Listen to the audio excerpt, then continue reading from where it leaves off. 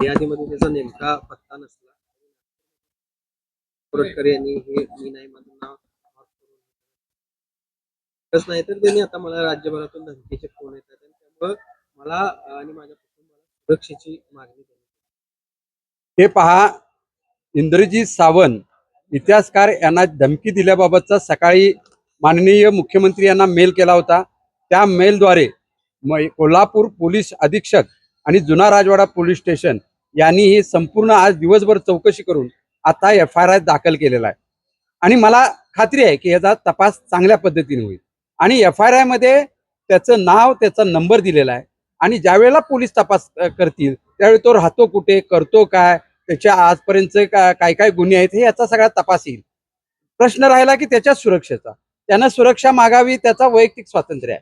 परंतु त्याच्याकडं सरकारनं एक वेफन दिलेले आहे आणि ह्या वेफनचं लायसन देखील त्याच्याकडे असू शकते, त्यात नाकारता येणार नाही. पण ह्या वेफनचा उपयोग इंद्रजीत सावंतच्या मृत्यूला कारणीभूत ठरू शकतोय अशी एक आमची धारणा झालेली आहे.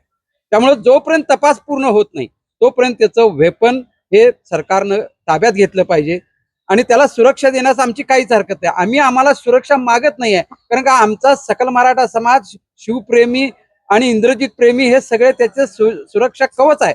त्यामुळे आम्हाला त्याच्या इंद्रजित सावंतला काही सुरक्षेची आवश्यकता नाही. पोलिसांनी आज FIR दाखल करून घेतलेला आहे. योग्य रीतीने तपास होईल आणि संबंधिताला अटक होईल. तो कितीही गुन्हेगार, माझा आवाज नव्हे तो मी नव्हेच असं नाटकाचं पात्र जरी करत असला तरी त्याचा तपासामध्ये सर्व काही उघड होईल आणि त्याला शिक्षा होईल याची आम्हाला खात्री आहे.